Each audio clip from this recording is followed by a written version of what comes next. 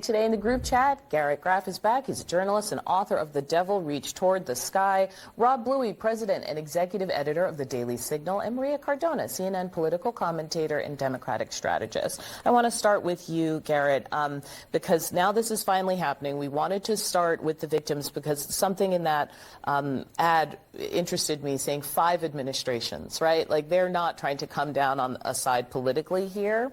But is there anything significant about this moment to you?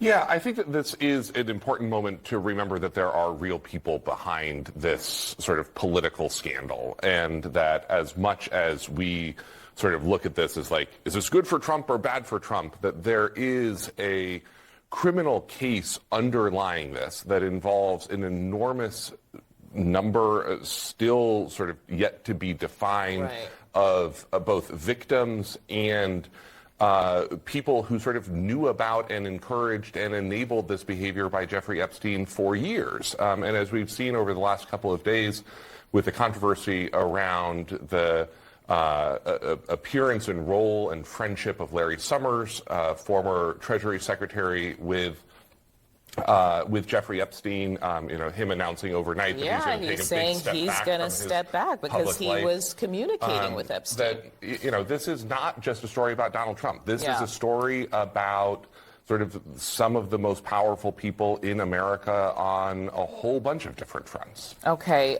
We're just showing there the statement from Larry Summers, former Treasury Secretary, saying he's deeply ashamed of his actions. Now, Senator Elizabeth Warren calling on Harvard to sever ties with him altogether. One person who's been leading the charge on this in the House, of course, Thomas Massey, Republican. And here was his reaction to this shift by the president, who went from actively lobbying against this discharge petition to saying, okay, fine, I'd sign it if it came to my desk.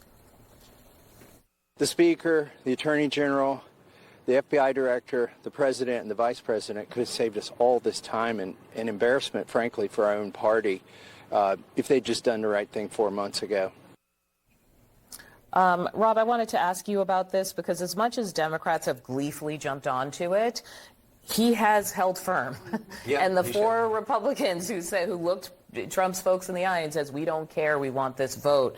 It seemed like a sign of weakness on this particular topic. What's your response to his idea that he's like, look, it didn't even have to go down this way? Yeah, I agree. And I think President Trump also realized what a huge distraction it was becoming to the other issues that he wants to focus on right now, namely the fact that he has this massive piece of legislation that passed over the summer, and they haven't really done an effective job of communicating that well to the American people, as you can see in the results of the recent elections. And so President Trump, I think, recognizes that he was going to lose this vote. There was pressure building in the Senate for the Senate to take action on it. They obviously need 60 votes there. And so why stand in the way? Yeah. Now, I think it's a move that, yes, I agree with Massey, he should have made months ago. He talked about this administration being the most transparent in history.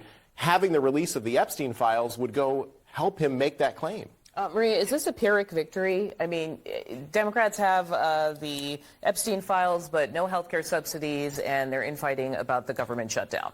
I mean, look, I think the bottom line is that this should be about the survivors. This shouldn't be political. I completely agree with Garrett and everyone who's been talking about how we can't lose sight of that. But the problem, it has become political, not because of Democrats. This is not a Democrat hoax. This has become political because Republicans made it an issue during their campaign. During the 2024 campaign, they ran on it. And they said, let's remember, Pam Bondi said, it's on my desk. I'm about to release it, right? Now, the reason why I think that Donald Trump's kind of, faking the fact that he wants this out is because he could put it out now if he wanted to.